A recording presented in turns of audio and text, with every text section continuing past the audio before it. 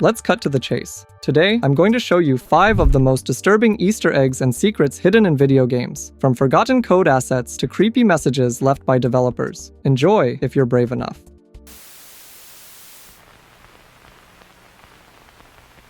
I think we should start with something more classic, so let's talk about Sonic CD, released on September 23, 1993. I used to often confuse it with the first part of the series since they look quite similar at first, but it's a completely different game with its own set of unique secrets and mysteries, sometimes quite disturbing. The first one is hidden right on the title screen of the game. If you somehow press a special button combination on your controller, you'll access the music test screen. Here you need to enter a sequence of 3 numbers, leading to different results. But right now, let's focus on 46, 12, and 25. If everything was done correctly, you'll see something that will make you question the true nature of this seemingly innocent game.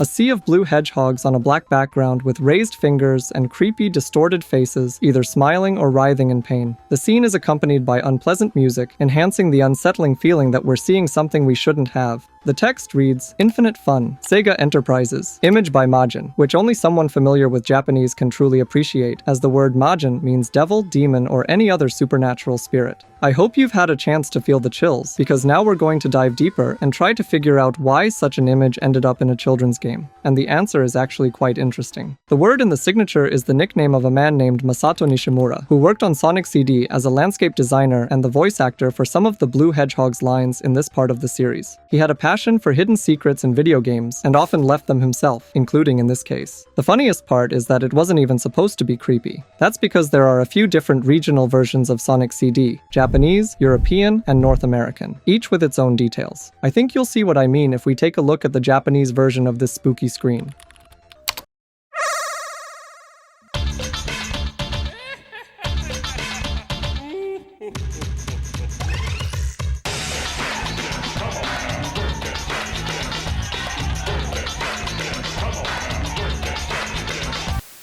Now it's not so disturbing anymore, as the main problem was in the musical accompaniment. We're still on the music test screen, and this is exactly what we are doing, testing the music. In this case, it's taken from the boss battle segments, which differ between regional versions of the game. Someone decided that American kids wouldn't get their share of mental trauma if the music was more pleasant. In short, this situation arose by mistake, although we shouldn't downplay the significance of these creepy, distorted faces. If I had seen this as a kid, I would have definitely given up my console for at least a week. Some people believe that this image is part of Sega's anti-piracy protection, appearing if you got an illegal copy of the game. Personally, I haven't found any evidence supporting this theory. Besides, we already know how it ended up in Sonic CD and who made it, so it's just another urban legend. Anyway, please subscribe to my channel if you enjoy this kind of content and would like to see more. Now let's move on to our next disturbing secret.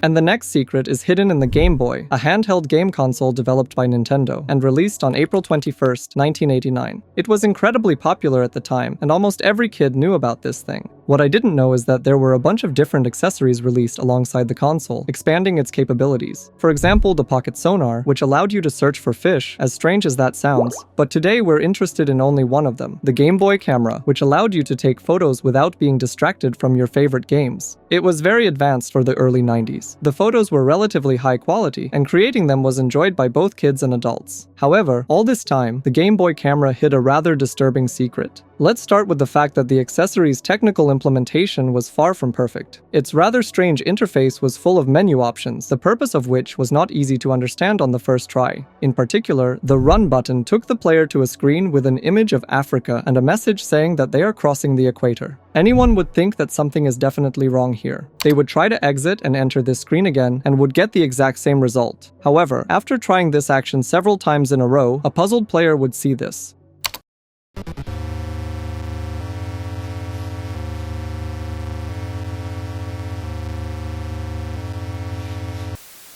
creepy smiling faces, chaotically drawn with a marker that shouldn't have been here at all. This secret could be found by anyone, completely unexpectedly, without even delving into the depths of the Game Boy camera. One can only sympathize with those people who stumbled upon these photos by accident, especially at night. The text left by the developers mockingly asks who we are trying to run from. If you try to press the B button on your controller, you'll see another photo with an even more mocking caption. And Japanese players could enjoy 2 additional creepy images in their regional version of the camera. This immediately raises the question of who all these people are. There are countless theories about it. The most popular one was that these are members of some mysterious Japanese cult. Perhaps this was how they recruited new members, for some reason among the Game Boy owners. It seemed perfectly logical when I was a kid though. However, the appearance of this secret in a children's console is quite easy to explain. We should start with the run button, whose presence seems somewhat out of place. If you've ever been interested in JRPG games, then you know that there is usually the same option, allowing you to avoid a battle if you're lucky enough to escape. Since there are no enemies to run from in the Game Boy camera, the developers left this text as a joke, not trying to offend anyone. These faces were meant to be funny and silly, stylized to match the console's visual style. And frankly, they're not much different from what the players can create themselves. I think the creepy atmosphere of this Easter egg comes from its unexpected appearance. If these faces were in some folder with sample photos, no one would even think they could be disturbing. In short, it's all about the not-so-great console interface and misunderstanding. As for the owners of those creepy faces, they still remain a mystery. Most people agree that they are the camera's developers, just heavily drawn on. I think that's the most logical explanation too. But whatever the case, let's move on to our next disturbing secret.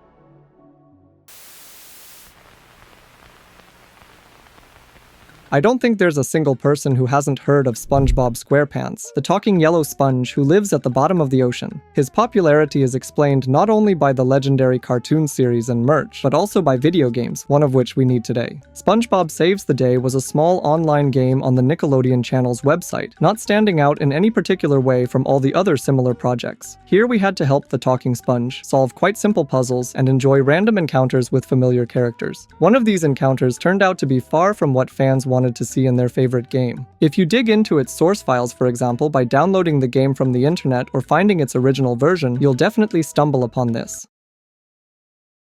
A rather realistic, disturbing creature with bulging eyes and the smile of a frequent dental visitor, as if peeking out from around the corner. The only other thing we can learn from this image is its name, Yume, and nothing more. Of course, anyone would have questions about who this is and how he ended up here. Fortunately, it's pretty easy to answer. For a while, it was really believed that Yume was an Easter egg hidden somewhere deep in the game, which was supposed to appear only under certain conditions. Honestly, I definitely wouldn't want to stumble upon it by accident. However, soon one of the development team members got in touch and explained that Yume was a local joke in their office. It was used as a placeholder for testing animations and was supposed to be replaced by another character, more suitable for the game. Since such a creepy face is quite hard to miss, the developers expected that they could remove Yume from the final version, but they were mistaken. As for the possible origins of this potato, almost nothing is known about it. Most likely, the model was created from scratch by one of the studio employees with a good imagination, but it's hard to say for sure. It was our third disturbing secret, and now we move on to the next one for today.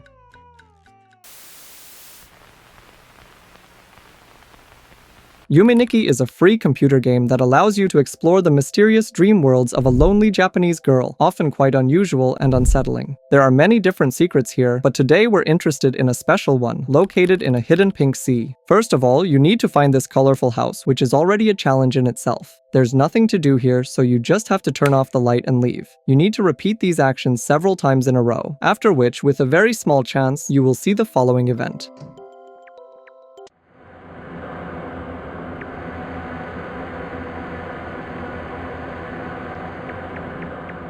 The room will become completely black, and its decor will change to a rather disturbing one, many elements of which resemble creepy faces, as if watching the player. The music will also become dark, but the main thing is the monochrome shapeless creature that appears in the middle of the room. And since the exit is now blocked, we have no choice but to approach and touch our mysterious guest.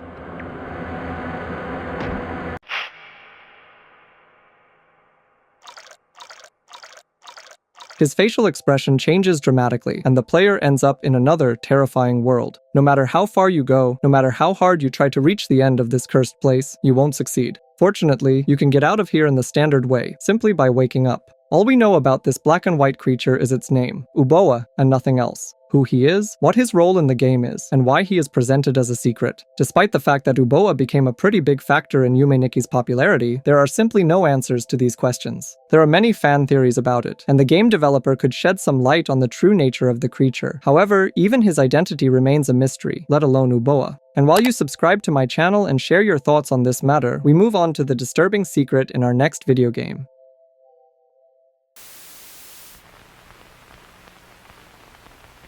BioShock Infinite is one of my favorite video games. I wouldn't say that it's packed with tons of different secrets or Easter eggs, but they are definitely there, and often quite disturbing. You can see this almost at the very beginning of the second episode of Burial at Sea. In the dark seawater, there are clearly some distorted bodies, which I didn't notice for a long time. However, today I'd like to tell you about another secret, although from the same DLC. Playing as Elizabeth, we'll have to explore the familiar underwater city, gather limited resources, and do a lot of hiding. During your adventures, you may come across special devices designed for viewing short black and white films. One of them is located at the Manta Ray Lounge in the lower hall. It's not easy to get there, but if you succeed, you'll receive not only useful rewards, but also access to a special kinetoscope standing in a dark corner. All that's left is to take a look inside.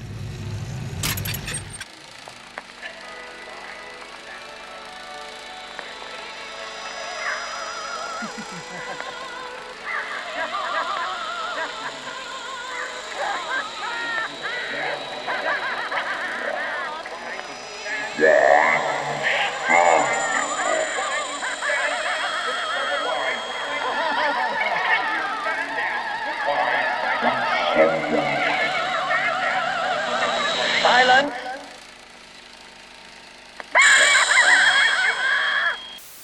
The title of the film roughly translates to "They looked and were observed," but its full meaning can only be grasped after watching it. The unsettling background music is often interrupted by someone's unpleasant laughter. The image becomes distorted, and towards the end, a handwritten note appears, asking the viewer why they are standing here. The creepy atmosphere intensifies when the player realizes that this was only part of a message that someone is standing right behind them.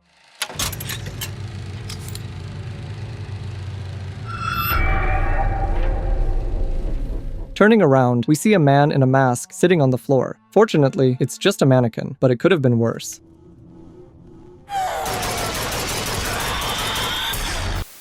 There is a pretty simple explanation for what happened. As you may have noticed at the beginning, this film was created by Sander Cohen, known as a very avant-garde artist and just an interesting person. He often experimented with different approaches to art and forms of its expression, so the creepy film is most likely one of his strange projects. And that was our last disturbing Easter egg for today. I hope you enjoyed this video and have already subscribed to my channel. It would be great if you could also leave a comment.